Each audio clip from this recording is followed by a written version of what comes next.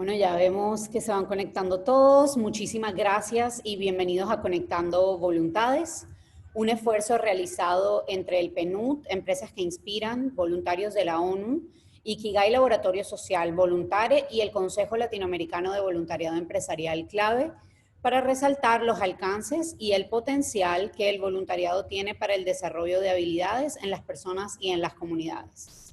Hoy estaremos compartiendo una entrevista con Sarah Hayes, directora de Promoción y Alianzas de Volunteer Match, una organización conocida por sus servicios digitales que busca fortalecer a las comunidades al facilitar la conexión entre personas y causas.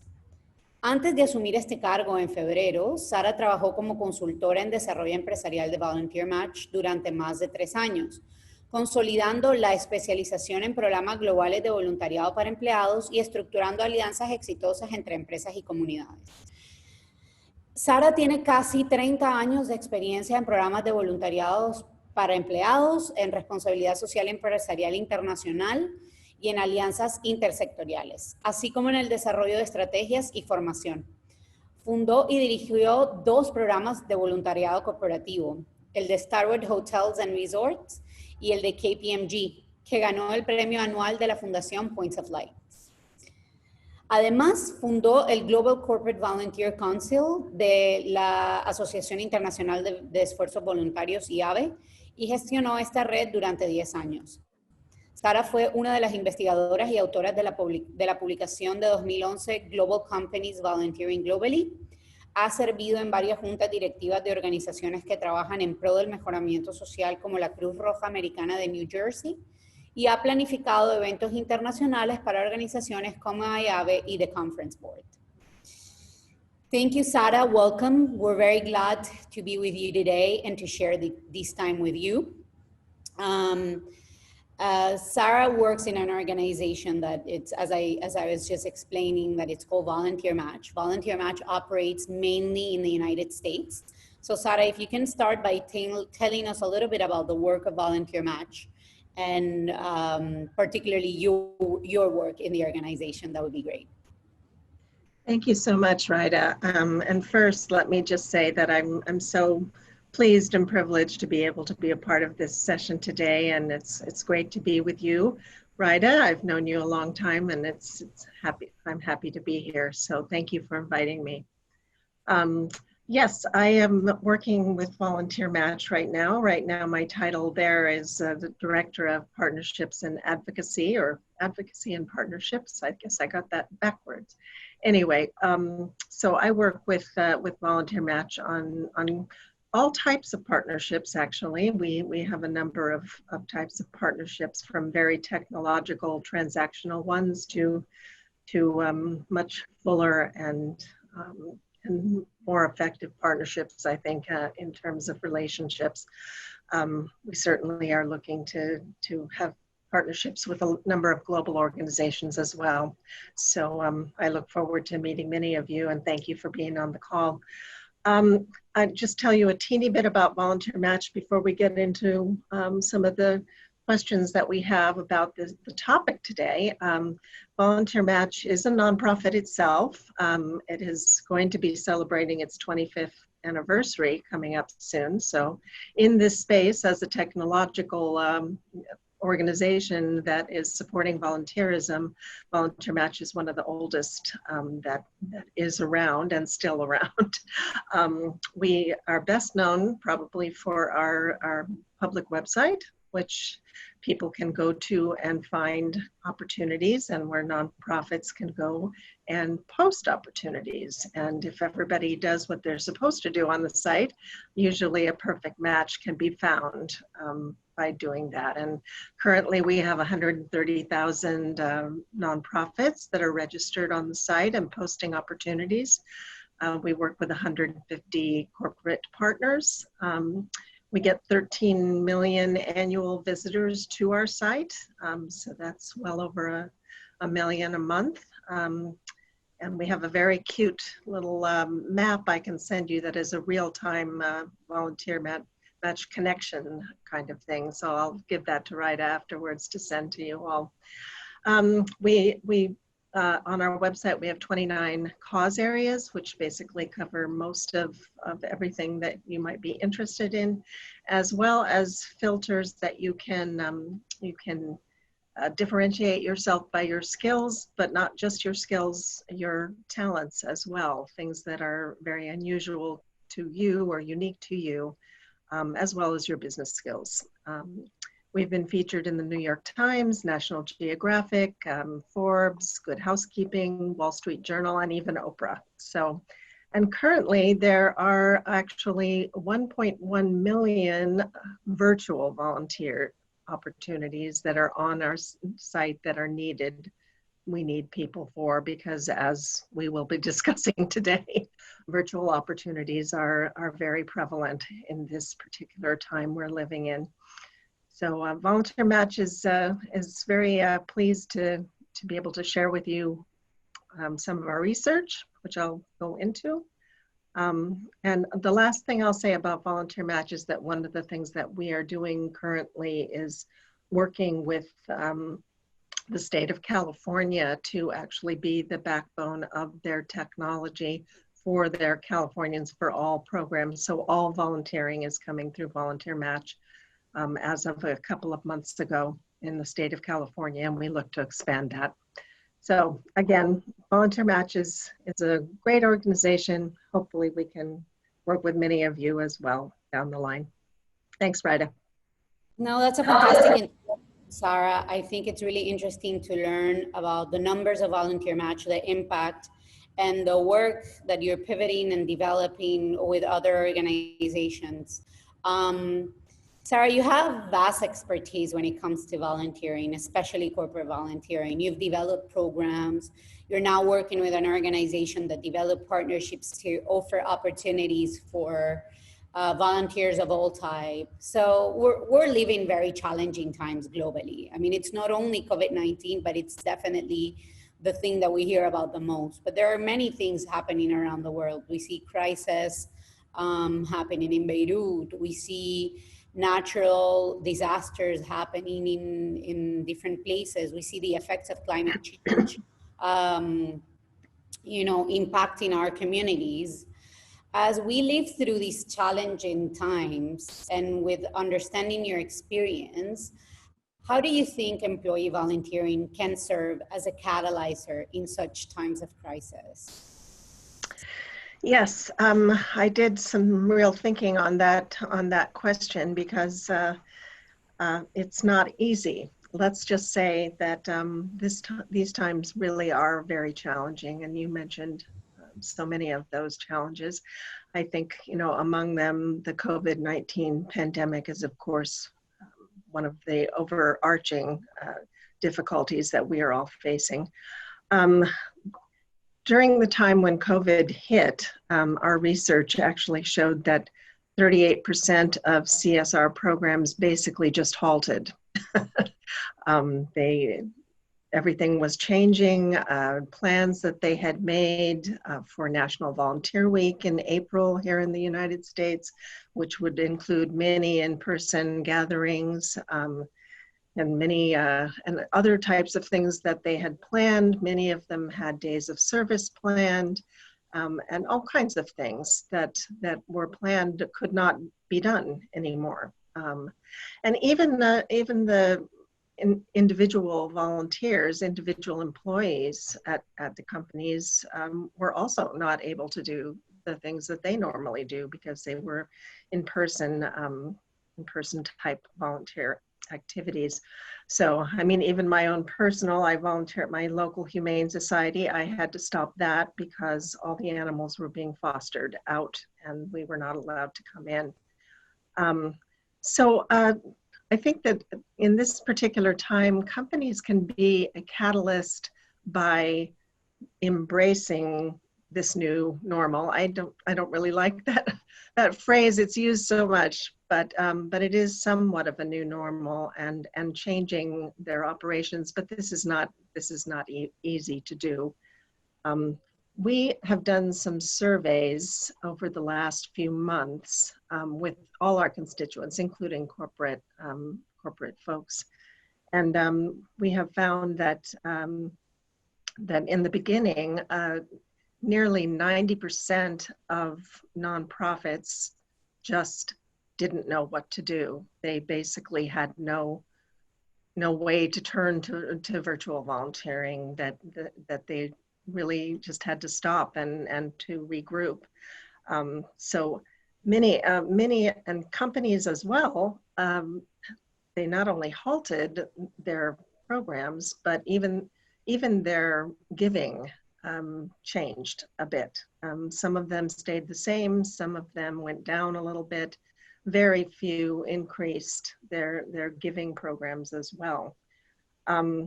So everybody was unprepared. Let's just put it that way. Everybody was unprepared and not ready for what they needed to do. So there was scrambling to figure out how to, and in companies' situation, how to engage employees when you're in a situation where everybody is now either working from home, or they have been furloughed, or they have been perhaps made redundant.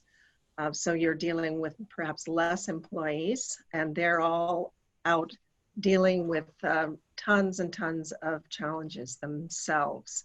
So it's a very, very hard place to be.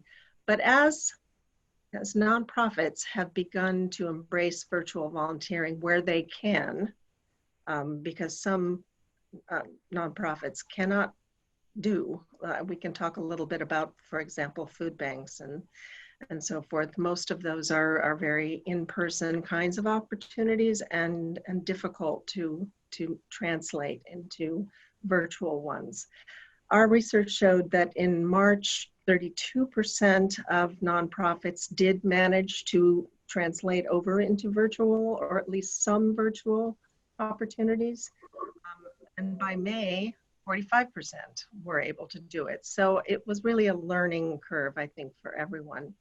So companies can be catalysts by realizing what this situation is and what their own challenges are and what the nonprofits' challenges are, and embracing the things that are being done by the nonprofits to pivot as they have needed to do.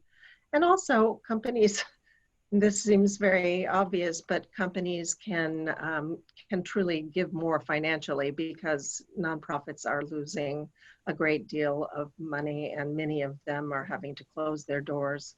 So I can talk a little bit further about, the employee situation, but I think in its simplicity, embracing the time and embracing what is happening and doing what you can within the scope of what we're all dealing with. Thank you, Sarah. And I think you start mentioning words that we'll hear throughout this interview. You start mentioning adapting, understanding, realizing, and it all comes down to knowing that corporate volunteering programs are not developed in a vacuum. They're developed collaboratively with the social sector, with communities, with understanding what's happening around their context. So it's really interesting to learn, to hear that perspective from you. Being a catalyst means understanding and adapting. So that takes me to my next question. I know Volunteer Match has done some research on the impact of COVID-19 for volunteering in general. What are the main takeaways and learnings from that research, and how is the situation impacting the corporate sector and specifically its programs? Yeah. Well, I will refer to our research again in terms of the nonprofits before I say something about the corporate. But in our first survey that we sent, which was in March, we discovered that 76% of nonprofits and we do have a great deal of nonprofits that we talk to, were very concerned. They not just concerned, but very concerned about their viability, their ability to carry out their mission against their budgets. What are they going to do without volunteers? So they were very, very concerned, and even 23% were somewhat concerned. So when you put those numbers together, you really have almost 100% of nonprofits pretty much freaking out. So that was in March. That has definitely gotten better because, as we were just saying, nonprofits are pivoting and they are learning what they can do. And many are developing what I would say is a hybrid kind of model at this point, which includes some in-person kind of volunteering that companies can indeed get involved with, but it has to be done safely and done by CDC guidelines. Here in this country, it does. I mentioned the food banks before. Food banks literally lost everybody in the beginning, and food banks happen to be, and I think this is pretty much true in a lot of places, not just the US, but those that contribute to food insecurity issues are basically an in-person kind of opportunity. And corporates use them a lot.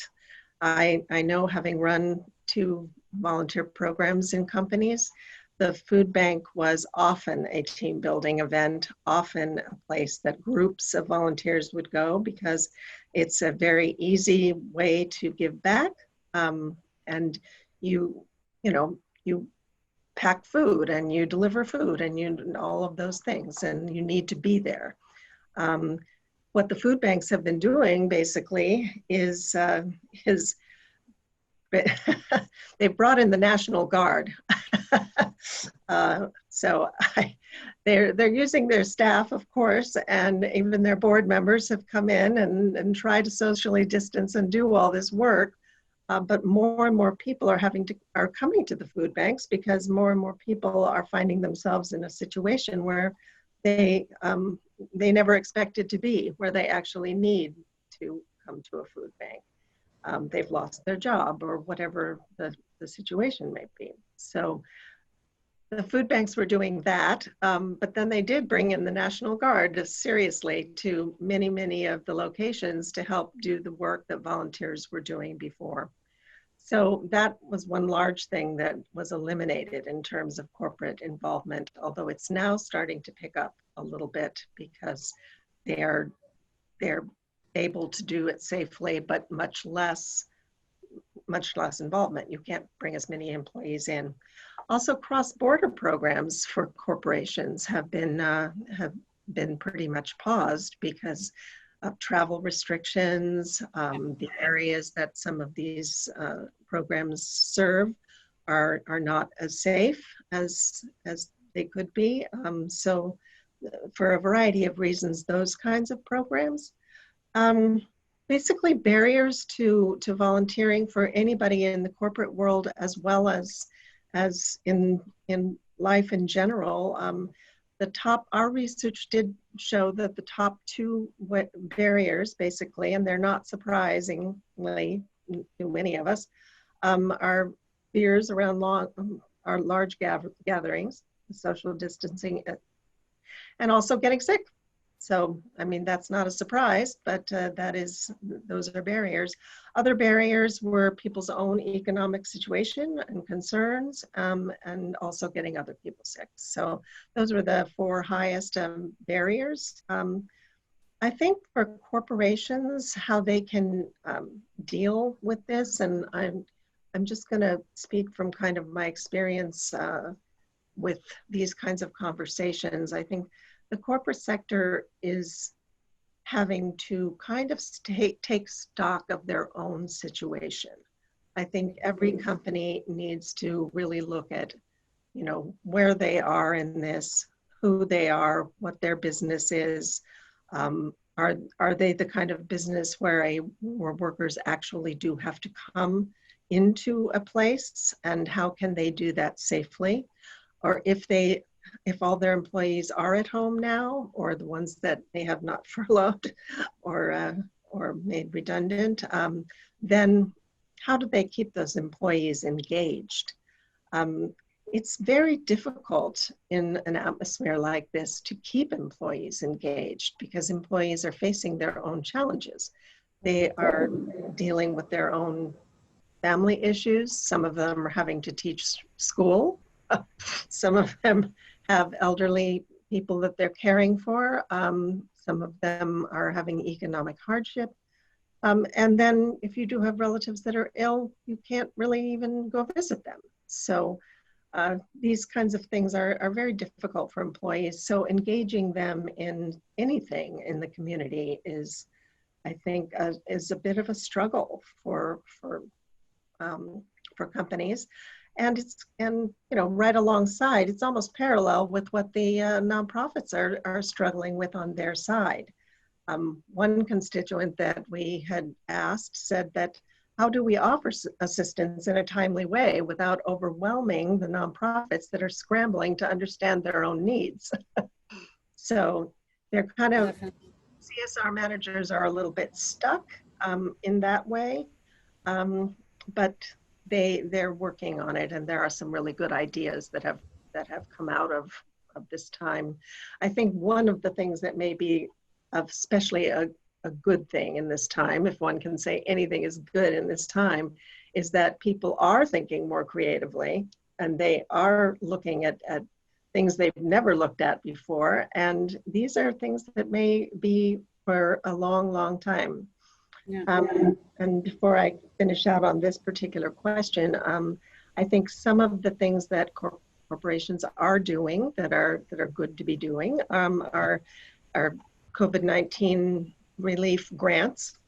So again, helping with the money, because it's not as sexy to talk about money, but that's what they need right now to keep afloat many times. And also looking at the skill sets within their own particular organization, and to see if there's any low-hanging fruit in nonprofits that are truly needed right away, that can be done virtually, and getting involved with it.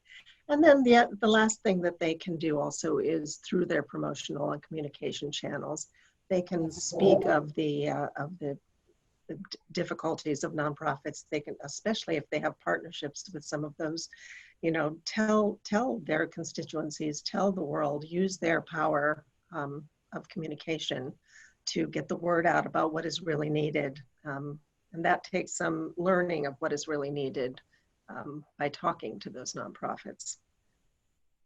I think, Sarah, you've mentioned a couple of very interesting things, and it's the importance of companies understanding their own chains to use them for the common good. And that has been a tendency that we've seen grown in the last years. How companies can use their own resources, not only to create new programs, but also to develop simple actions that give solution to concrete social needs. And in that sense, I find it very interesting that you mentioned a little bit about the creativity that emergencies spark, because that's exactly what happens. It's in tough times where people are, are forced to be, in a way, are forced to be creative, because you need to solve so many issues. And the last thing that you mentioned that I think is very important, and it takes me to my next question, it's about, the challenges in adapting and innovating. It is something that needs to happen. And I think that for a lot of companies, this has meant, a stop in time to rethink their strategies, and to understand that they already have constituents that they can help, both from the nonprofit sector, the organizations that they work with, but also with their employees themselves, and understanding what their needs are and how can they make it easier for them. We've seen a couple of programs being developed to actually carry on actions internally to support employees themselves. So I think it's very interesting reflections. And I'd like to ask you a little bit about that innovation and adaptation to respond to community needs. Are there certain tendencies that we're going to see growing? I would mention one that clearly is growing, and that's digital volunteering. But do you see any others growing? And if so, how or why? Yes, yes, we are truly seeing some trends emerging, and you're absolutely right. Digital volunteering is absolutely one of them. Not always in the traditional sense of digital volunteering. I think, although this has changed over many years, it certainly used to be that helping out digitally was basically only for things like doing pro bono accounting, tax work, things like that, which still happen, helping with business plans and things like that. And that's all still very viable stuff. But there are other ways that you can help in that kind of sense, depending on your skills and your level of proficiency. But you know, if you are a person that is a very good tech person, unlike me, who is not a very good tech person, but you can do things like, you know, website design, coding. You can do curriculum development, and you really don't need to be a tech whiz to perhaps do that. Editing content for newsletters for a nonprofit is something you could do. Coordinating, helping them to coordinate. We've seen quite a few examples of this, along with the, you know, helping with marketing, helping with communications, helping get the word out in those kinds of ways. Other things that have been being reported are things that we're seeing, I think, in the world in general, where just ordinary people are coming forward and doing interesting things and just jumping into the mix. And I think corporations would do well to look at some of those things, because those could be very easy, seamless things for employees to get involved with. For example, starting a food drive. I mean, that's sort of a simple thing to think about, but it actually can be extremely helpful. Or a clothing drive, or sewing masks. My own nephew is sewing masks now and selling them. So, but you could get a group of employees that have that skill that could come together as a team and do that together and share with each other. Part of it, I think, you know, is the employee engagement. I want to highlight that as being an extremely important part of this, because what I've heard from companies over the last several months is that is the hardest thing for them. Their employees are just all over the place, and the traditional things they have had planned and that they normally do, they're not doing. So how do you keep those employees engaged is a very big stressor for CSR managers. Some other things, obviously online tutoring and mentoring are still very available and needed, especially in this time where schooling is so up and down and such a stressor for parents.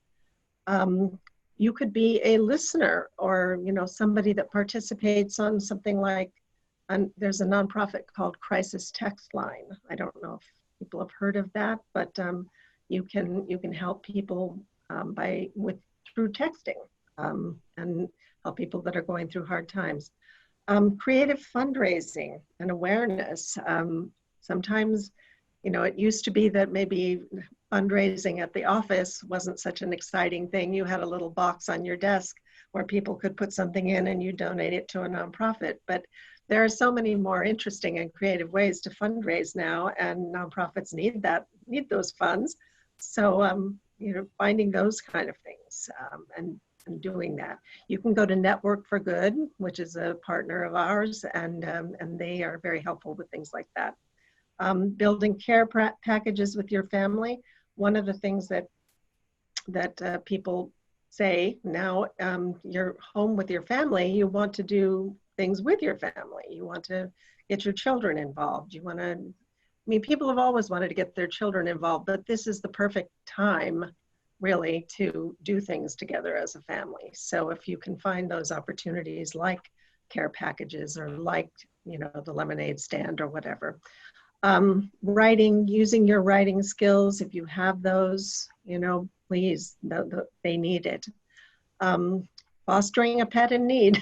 I'm always for the animals, but most shelters still cannot accommodate volunteers. So if you can, there are a lot of animals that could use sheltering.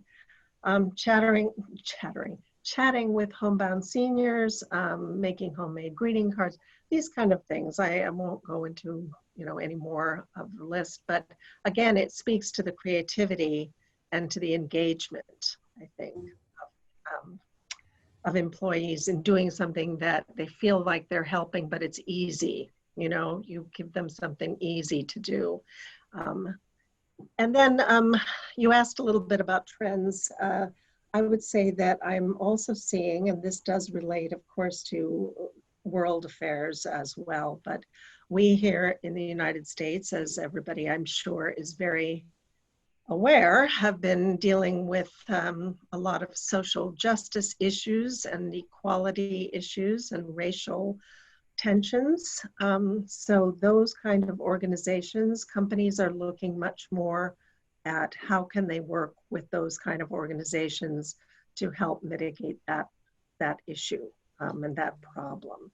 And it's not maybe as easy as writing a greeting card, but there are innovative ways to help with those organizations, and I think they need it very much. The food insecurity issue is a huge one. And anything to do with disaster mitigation and relief is also, we have the wildfires here in California. There are man-made disasters and there are natural disasters. Beirut was a terrible thing that happened. And things like that, I think there are ways to help by helping the nonprofits that are trying to help those situations. And then the last thing I would say is, because education is an issue right now, well, it's always an issue, but it is particularly an issue now because of the situations with schools and people not being able to go, people taking gap years, people not sure what they're going to do. So those kinds of volunteering things that you can do virtually, which help a student to get through a gap year, to learn some new skills, if you have ways of mentoring them towards a certain career path while they're off, that is another thing that I think many companies do have education as their focus area. So utilizing this time where the schools are in such upheaval is a good thing to be looking at as well. Thank you, Sarah, for all of those great insights. We're getting some participants thanking you for all of those great ideas. I think now more than ever, we need that collective thinking and creativity to explore new ways. I want to highlight a couple of things that you've mentioned, particularly the growth of informal activities that we see happening within communities. And I think it's going to be a very interesting role for companies to understand how their employees have been leading informal volunteering processes as well, because they help you engage with understanding what the communities need, and also how your employees become active members of the communities by solving concrete and urgent needs. And the other thing that I really liked, I mean, I know you mentioned big social issues like, inequality, crisis, but you always come down to discussing how important it is to work with those who already know what to do. And I think sometimes we want to reinvent the wheel, and nonprofits are there. They know the communities, they know the needs, they know how to operate. So why reinventing the wheel when we can go to organizations that need our help, need our support, and know exactly what to do in times like this? I think it's a little bit about that expertise that the third sector has that we can definitely never forget. And the last thing, and this takes me to my next question, you talked a lot about initiatives that mix the digital and the in-person activities. So say, gather with 2 or 3 of your family members, do masks and then send them. Or care packages, put them together with 2 or 3 colleagues that, maintaining your social distancing, and then send them. So I think that connects with this tendency of programs that we're seeing that connects the digital and the remote. So there are things that we can do digitally, and that's amazing, but there are things that we can meet with, with all of the precautions, and then, offer them to the community. And, considering these programs that have that digital component, that have these, remote activities, what would you think are, we hear a lot, not only from CSR managers, but also, or corporate volunteer managers, but also from nonprofits. We hear a lot about how do we do it? That's the question that we always get. How do we build a strategy that considers the digital tools? Where do I start? What do I consider? Can you give us some tips about that? Yeah, I think I'll harken back a little bit to something I said earlier, which is that I think companies and EVP, employee volunteer program managers do need to consider where their company is at this point if they're going to develop a strategy. Because if your company is dealing with a lot of turmoil, if it's there have been a lot of layoffs, if they're struggling financially, depending on their situation, it may not be time for a strategy, that's going to, go into the future. It may be time to really focus on some of these softer things and, employee engagement type things. But, if you are in the position of having the support of management, and your situation is such that you have your employees at home, that you can actually do something like this, and your employees are asking for it, they want it, then I think it's a good time to do this. And I would say that, to a point you made, Rita, is you need to talk with the nonprofits, because they are the experts in what they do, and they may be going through a hard time themselves. We've talked about that already. They're having to pivot and to look at things differently and be creative. So talk to them, especially if you have partners that you've been working with before. Find out what are those people doing? How are they doing this? What are the real needs that they have? Do they lend themselves to a virtual kind of program? And is this something that your employees also are really capable of doing and interested in doing? There may be companies that don't really focus that much on digital kind of activities, and that may not be the kind of strategy for you. But I would say that we all know that volunteering brings health benefits, and employees are struggling, with stress, with anxiety, with feelings of isolation, with, wondering how they're going to do everything they need to do, with being overwhelmed. So I do think that employee engagement piece is extremely important. Find out from them, what are they interested in doing? What skills do they bring to the table that they would like to use? Because I'm not a proponent personally of making people do something that they may have a skill at that they use on their job, but they don't really necessarily want to use it in a volunteer opportunity. And also in this particular time, they really don't want to use it in a volunteer opportunity. So I would say building a strategy should entail really knowing what the nonprofits are looking for and need, what are low-hanging fruit for them, what you can really help them with. And then also finding out, do your employees embrace that kind of thing? Is that something that they will care about? I know on Volunteer Match, we have tons and tons of digital opportunities. But there are some other organizations that companies can align themselves with, I think, and I would just make a couple of suggestions here for good ways to get involved with digital volunteering, if indeed it makes sense for your company. And I stress that I think some good thinking and around what is good for your company right now and what your employees really are needing, and what your nonprofit partners are needing. But some other ways that you can digitally volunteer are going to UNV, United Nations Volunteers. They've been doing digital volunteering basically for the last, umpteen million years.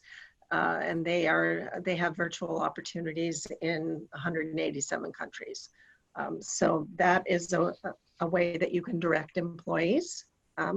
Also, the Smithsonian is a good example. The Smithsonian Museum, it's the world's largest museum, but it's also an education and research complex.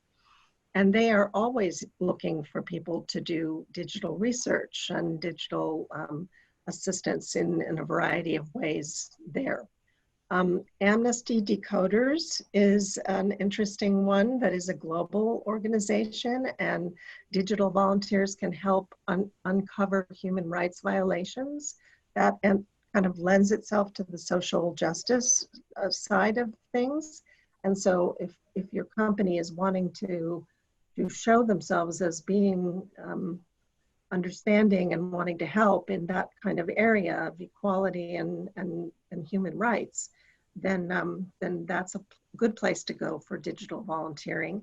And then the last one I would certainly mention would be Translators Without Borders. If you have, some really great, proficiencies in languages and so forth, they can help you to help international organizations that are focusing on areas of crisis and education and climate and other needs. So I would say, look at those three things. Look at what your employees want.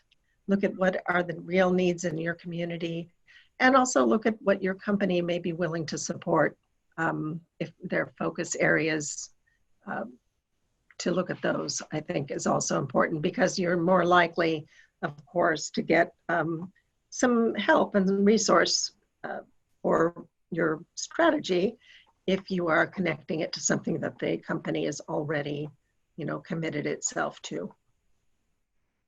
Yeah, that's fantastic, Sarah. Thank you for those great insights. I think, for all of those that already have a volunteer program in their corporations, these are great insights to rethink what they're doing, but also for those who are starting, which, we hear a lot from companies that are starting their programs and often struggle with understanding, the first few steps. So you have provided us with great insights on how to rethink and develop corporate volunteer programs that connect with the communities and the nonprofits to understand the most pressing needs of society. We're coming I can interrupt you for a second. I would only like to say that I think this is actually, unbelievably, a very good time to be starting a program, because we don't know how long all this is going to be going on. This may be the way things are for a long, long time, if not forever.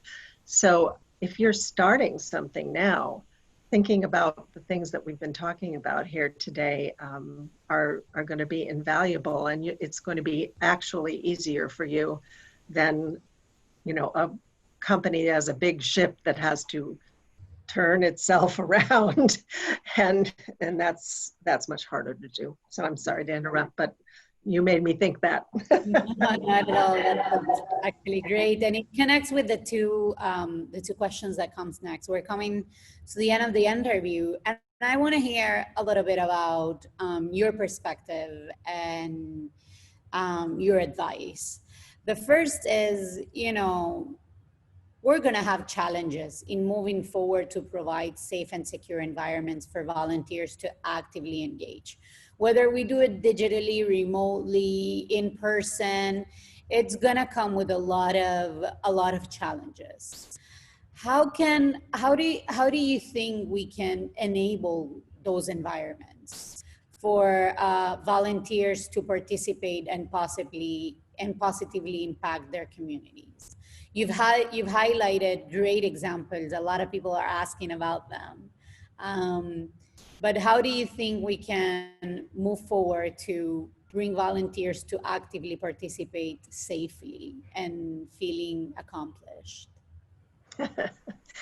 Well, I think I will just start out by saying kind of what I just mentioned a moment ago, which is we really don't know how long some of these things are going to go on. It could be, it could be months, it could be years. We could really need to change the way we do things altogether forever. And companies are also, I would say it's a challenge, but it's also a positive. But there are companies that are going to be always working from home at this point. And I would say probably the majority, at least from what I'm seeing, is there's going to be some kind of hybrid approach for most companies going forward. So keeping that in mind, I think when one is thinking about these things, when you're putting together ideas and programs and enlisting the help of your employees with those ideas, think about those in terms of carrying them forward into the next year and maybe beyond. And think about how employees can continue to be involved from home. You might want to think, some companies have done this, and I think it's a really good idea. If you're feeling your employees are disengaged, then have some virtual gatherings. If you're a smaller company, perhaps you can get as many on the phone of the whole company into a call, and maybe have somebody from the nonprofit community that is working diligently in the community come onto that call and talk about what the needs are and what they're seeing and ways that people can help. You could also have a volunteer center or a United Way or whatever you are connected with, have them be on such a thing. I'm going to be on a call coming up here pretty soon with a company that is doing exactly that. Their employees don't know what to do, so they want to know how they can engage. So having those kind of check-in periods, I think, with your employees. And if you're a very large company, you may need to do something like that more on a regional or even a city by city or country by country basis. So however it works best for you. But I think sometimes just getting everybody together to talk and to embrace ideas or at least look at ideas that can be done. So let me give you a couple of examples of companies and how they're doing things right now. Many of you may have heard of Herbalife. I think it is a worldwide company. It's a nutritional company. It basically operates through distributors, and they support about 140 community partners on nutrition programs. And a lot of those programs are in-person programs in the communities where these organizations are. So how it is pivoting is they're suspending all their in-person activities. They used to have cooking classes. They used to have physical activity because it's all about health, people getting together to play and do sports and things like that after school programs. But many of these particular locations are now doing all of that on a virtual basis, but they're making it fun.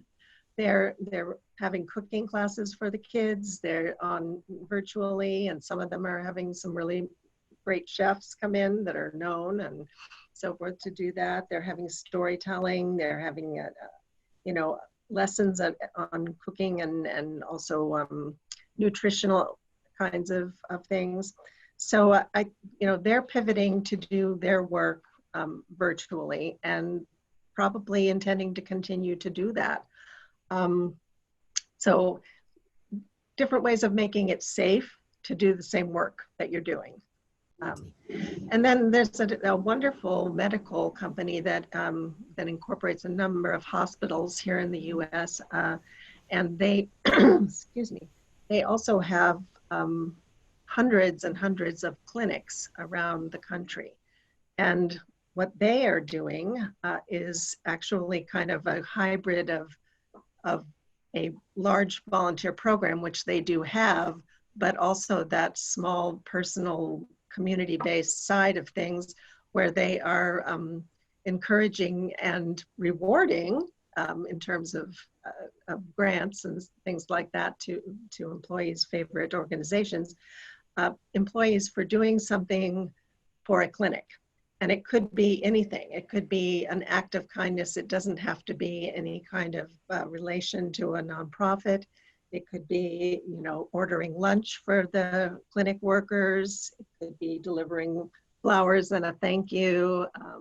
It could be, you know, any number of things that they're doing. They are able to come up with it themselves. So they're putting their, you know, putting their own ideas and their own energy into what they want to do for these clinics.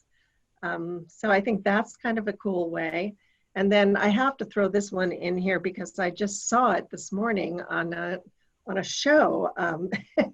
Chick-fil-A is a company, it's a fast food company here in the US. I don't know if it's anywhere else, but they're actually having dogs bring the bags of the food over to the people that have bought the food. So you see these dogs with the bags going over in the mall, you know, to deliver the food. Anyway, I mean, it's fun to think about things that could be sort of silly, but actually really meaningful. So, you know, I think looking outside the box and handling it in those kind of ways is a good thing. Definitely, Sarah, and everybody's enjoying very much the examples and the ideas that you're sharing with us today. And with that, I wanna go to our last question. And this is about, you know, I framed it around employee volunteer managers, but I would like to extend it to also nonprofit managers and people developing programs for social good. So, I mean, there are so many impacts of coronavirus, and there are so many impacts of these many things we've discussed today about the critical times we're living. And many employee volunteer managers, many nonprofit managers are struggling with making the right decisions about their programs, including because of many different challenges, including potential closures of their programs. And from your experience, from all of the amazing ideas that you are connected with, from all of the learnings that you've had at Volunteer Match, what would you advise or recommend to these managers experiencing so much uncertainty? Well, I'm probably going to sound like a broken record, but I'm going to start with what I have said a couple of times before. If you are a CSR manager or employee volunteer program manager, your employees are basically your customers. Your employees are who you are dealing with. It is, employee engagement is the most important thing as far as I'm concerned, because without that, you don't have a program, no matter how small, no matter how big. So employees, they want to give back. I mean, they really do, but they're feeling overwhelmed. They need it to be something that is simple, that is seamless, that you can help them to connect to easily and can potentially involve their family. They may not know about virtual volunteer opportunities. That may never have even crossed their mind, that you can do something like that, because perhaps the company has always done in-person things. So letting them know about those things, letting them know that you care and that you're thinking about them and that you'd like to know what they would be interested in doing, I think that's one of the most important things that a CSR or employee volunteer program manager needs to really be thinking about. And do some talks with people. Go do a pulse survey of your employees, see where they're at. Secondly, well, and in addition to that, employees do seem to want these days to be able to do something if they're going to do something that relates to what all these crises that are going on today. So if you can keep in mind that perhaps your employees will want to do something with food insecurity, they will want to do something to help first responders or the medical personnel, you know, those kinds of things, social justice, you know, kinds of issues. If you can explain to them how they can help with those issues, those are on the top of their mind, and they're not necessarily thinking about other lighter, I don't know if they're always lighter, but other types of volunteer activities. And then I would also, say that the company still needs to be seen as a good corporate citizen. This company is still wanting to be seen that way, no matter how they're struggling. So CSR managers can kind of leverage that a little bit when working to get support. I mean, there may be less money, there may be, you know, maybe the executive that was your staunchest supporter has left the company. There could be a variety of things that are going on in the company. But do keep in mind that in a time when so many people in this world are suffering and everybody is very, very challenged, a company doing something good is likely to appeal to them. So you have some leverage in that.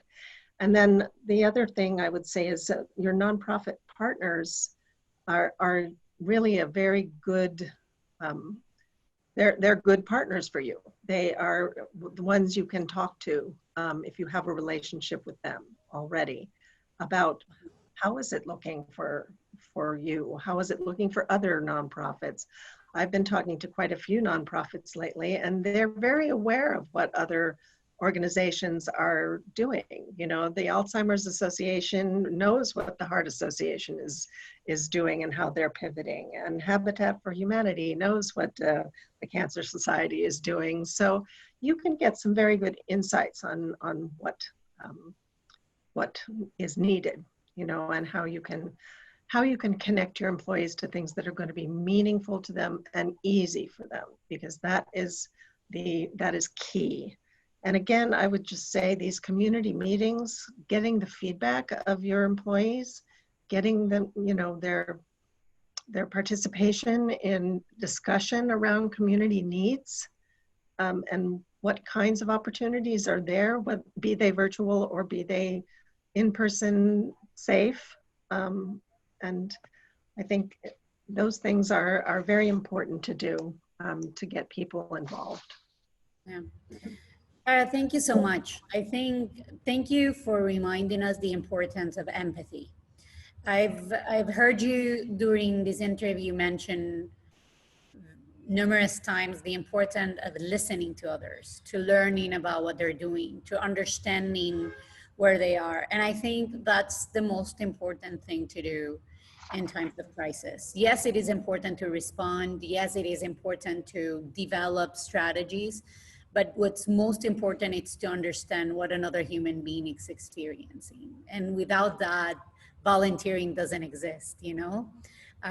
We've shared a lot of, during the last 2 weeks, we've shared a lot of actions, inspiring actions that the companies of Clave and other colleagues are developing, you know, not only to respond to COVID-19, but in general. And if you look at all of the videos and you read the testimonies, you'll see that empathy is the foundation of everything that is developed. So thank you so much for sharing this time with us.